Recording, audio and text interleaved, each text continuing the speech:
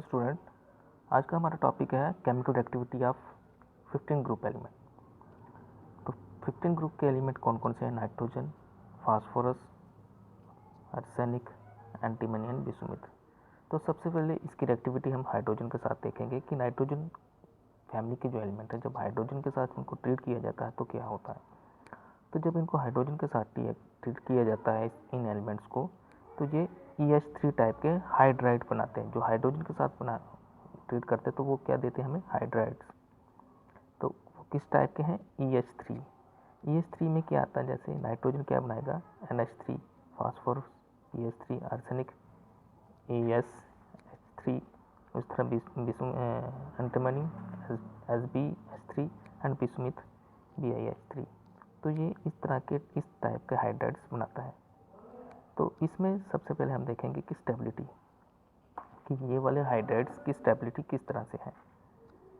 जैसे कि हम देखेंगे, अगर डाउन द ग्रुप जाएंगे, नाइट्रोजन से बिसुमिथ की तरफ जाएंगे, इस तरह के हाइड्राइड्स क्या करते हैं, इनकी जो स्टेबिलिटी है वो क्या होती है? डिक्रीज हो जाती है। देखो, जो नाइट्रोजन का जो अमोनिया है, जब ये नाइट्रोजन के साथ क्या करता है, हाइड्रोजन के साथ जब ये ट्रीट किया जाता है तो ये क्या बनाता है? अमोनिया बनाता है, NH3। तो NH3 है वो क्या है? ज़्यादा स्टेबल है, और जैसे ही हम क्या करते हैं, ग्रुप में डाउन जाते हैं तो इन एलिमेंट की स्टेबिलिटी क्या हो जाती है? डिक्रीज होना शुरू हो जाती है।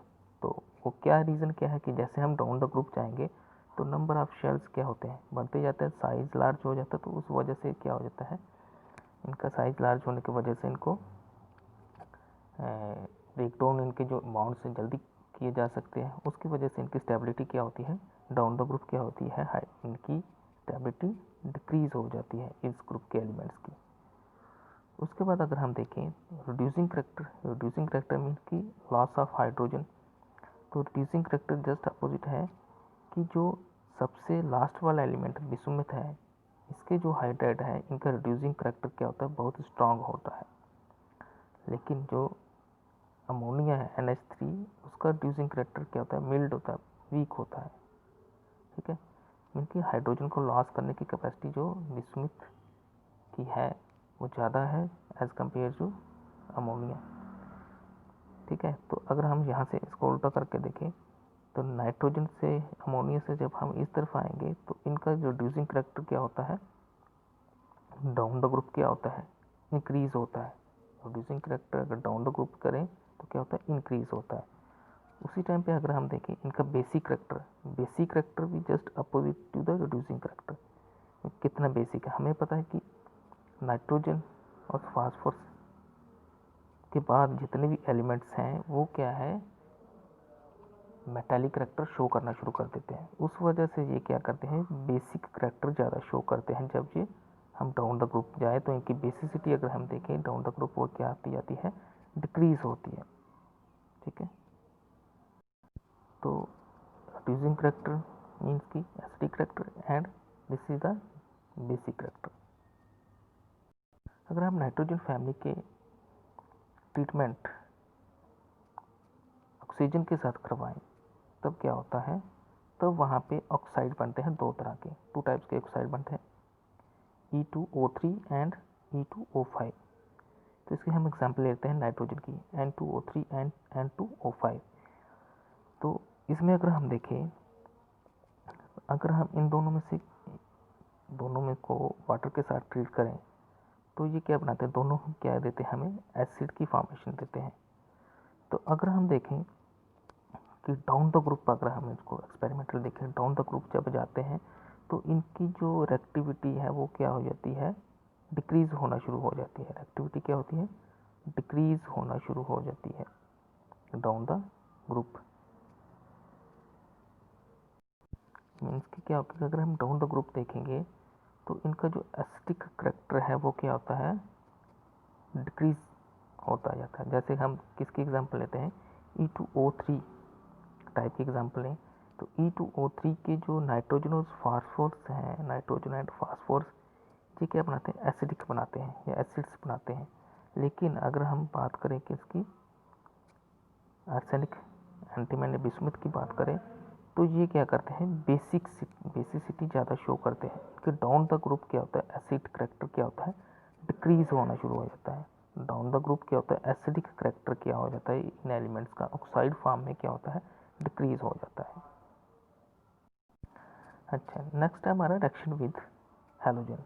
अगर हम इन ग्रुप्स की बात करें, इन ग्रुप्स के एलिमेंट की बात करें, तो ये ग्रुप क्या करते हैं, जब हैलोजन के साथ, हैलोजन कौन से 17 ग्रुप के एलिमेंट, फ्लोरीन, क्लोरीन, इन ग्रुप को जब, इन ग्रुप के एलिमेंट को जब हम क्या करते हैं, ट्रीट करते हैं नाइट्रोजन फैमिली के साथ, तो ये क्या करते हैं, हैलाइड्स बनाते हैं। किस फॉर्म के, EX3 या EX5। यहाँ पे E क्या हो गया, एलिमेंट जो नाइट्रोजन है, नाइट्रोजन फैमिली के एलिमेंट है, X क्या हो गया यहाँ पे, हैलोजन फैमिली के एलिमेंट्स।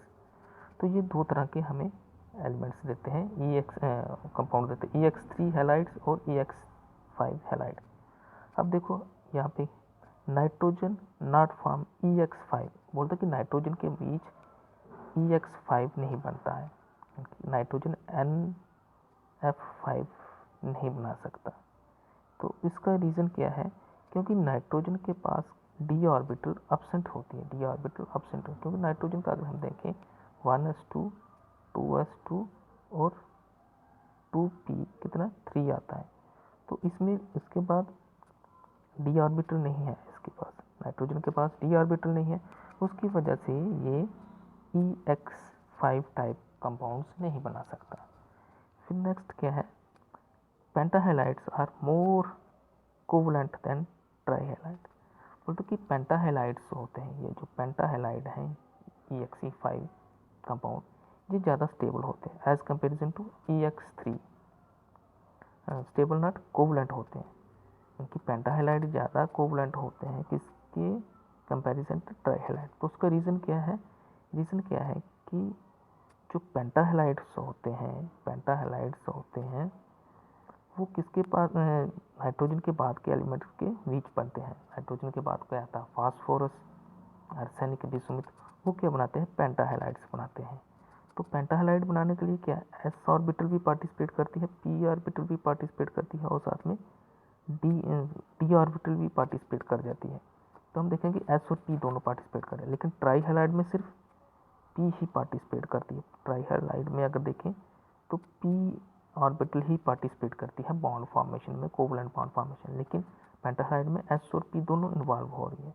तो इसलिए ज़्यादा कोवलेंट कौन दिखाएगा, पेंटाहेलाइड, ओके, क्योंकि उसमें बॉन्ड, नंबर ऑफ बॉन्ड्स क्या होते हैं, ज़्यादा हो जाते हैं।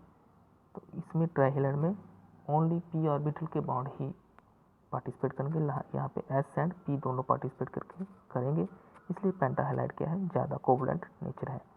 लेकिन अगर हम बात करें NF3 ट्राईहेलाइड है, except NF3 all trihalide of nitrogen are unstable. बोलता है कि नाइट्रोजन के जो ट्राईहेलाइड है NF3, तो क्या बोल रहे हैं कि एक्सेप्ट NF3 को छोड़ के नाइट्रोजन के जितने भी ट्राईहेलाइड हैं, NCl वगैरह जितने भी ट्राईहेलाइड हैं वो क्या है, अनस्टेबल है। NF3 क्या है, ज़्यादा स्टेबल है। उसका रीज़न क्या है, क्योंकि नाइट्रोजन अपनी फैमिली में सबसे ज़्यादा क्या है, छोटा इसका साइज़ है, ज़्यादा इलेक्ट्रोनेगेटिव, उस साथ ही फ्लोरीन भी क्या है, ज़्यादा इलेक्ट्रोनेगेटिव है, उसका साइज़ भी छोटा, तो इनके बीच जो बॉन्ड है वो बहुत ही स्ट्रॉन्ग बन जाता है, तो ये स्टेबल हो सकता है। NF3 क्या स्टेबल, लेकिन जो हमारा ट्राईहेलाइड है वो बाकी ट्राईहेलाइड वो क्या है, अनस्टेबल है, क्योंकि उनका साइज़ क्या है, ज़्यादा हो जाता है, उसकी वजह से वो अनस्टेबल होते हैं। नेक्स्ट क्या है, all the trihalide except BiF3 are covalent in nature. बोलता है कि जितने भी ट्राईहेलाइड हैं इस ग्रुप की फैमिली के, इस फैमिली के एलिमेंट्स हैं, सिर्फ BF को छोड़ के, एक्सेप्ट BF, बाकी सारे क्या करते हैं, कोवलेंट नेचर शो करते हैं, कोवलेंट नेचर शो करते हैं। नेक्स्ट है हमारा reactivity with metal. Nitrogen family के एलिमेंट्स, तो उसके बाद जब हम देखेंगे कि नाइट्रोजन फैमिली को जब हम मेटल के साथ क्या करते हैं, ट्रीट करवाते हैं, तो ये क्या करता है, बाइनरी कंपाउंड बनाता है। तो जब ये बाइनरी कंपाउंड बनता है, बाइनरी मीन कि दो एलिमेंट जब इसमें पार्टिसिपेट करते हैं कंपाउंड बनाने के लिए, तो ये ज़्यादातर -3 ऑक्सीडेशन स्टेट दिखाते हैं। तो इसकी एग्जांपल कुछ दी है बुक्स में। कैल्शियम नाइट्राइड जो क्या फार्मूला क्या है Ca3N2। यहाँ पे कैल्शियम नाइट्राइड है, यहाँ पे नाइट्रोजन की जो ऑक्सीडेशन स्टेट वो क्या हो रही है 3 दिखा रहा है। इस तरह कैल्शियम फॉस्फाइड यहाँ पे Ca3P2 फॉस्फाइड की जो है वो ऑक्सीडेशन स्टेट क्या है यहाँ पे 3 है। उस तरह सोडियम आर्सेनाइड, जिंक एंटीमोनाइड, उस तरह मैग्नीशियम बिस्मुथाइड, ये सारे क्या है रिएक्टिविटी टूवर्ड मेटल, कि जब नाइट्रोजन फैमिली के एलिमेंट्स मेटल के साथ ट्रीट होते तो वो ज़्यादातर -3 ऑक्सीडेशन स्टेट शो करते हैं और बाइनरी कंपाउंड बनाते हैं। तो यहाँ पे मेटल्स और जो हमारे नाइट्रोजन फैमिली के कंपाउंड है वो क्या करते हैं रिएक्शन करते हैं और -3 ऑक्सीडेशन स्टेट शो करते हैं। तो इस तरह के कंपाउंड्स में अगर हम देखें बाइनरी कंपाउंड्स में मेटल का नाम वो पहले लिखा जाता है, नॉन मेटल का बाद में। ठीक है, जैसे यहाँ पे कैल्शियम फॉस्फाइड, तो मेटल्स को पहले लिखा जाता है और जो उसका नाइट्रोजन फैमिली के कंपाउंड है उनको क्या लिखा गया, उनको एलिमेंट्स उनको बाद में लिखा गया। तो ये था आज का हमारा topic. Thank you, have a good day.